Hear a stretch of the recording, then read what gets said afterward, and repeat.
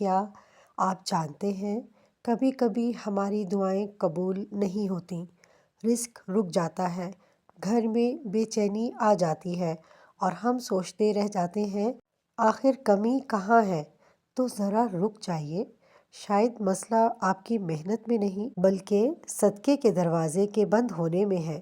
قرآن کی روشنی میں صدقہ، اللہ تعالیٰ قرآن پاک میں ارشاد فرماتے ہیں، جو لوگ اپنا مال اللہ کی راہ میں خرچ کرتے ہیں ان کی مثال اس دانے کی سی ہے جس سے 7 بالیاں اگیں اور ہر بالی میں 100 دانے ہوں۔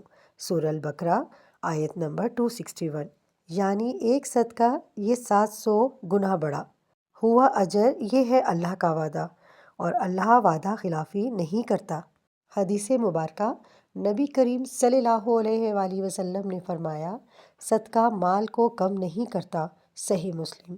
سوچیں، ہم ڈرتے ہیں کہ پیسے کم نہ ہو جائیں اور نبی صلی اللہ علیہ وآلہ وسلم فرما رہے ہیں کہ صدقہ مال کو گھٹاتا ہی نہیں بلکہ ایک اور حدیث میں آتا ہے، صدقہ بلا کو ٹال دیتا ہے اور بری موت سے بچاتا ہے۔ ترمذی۔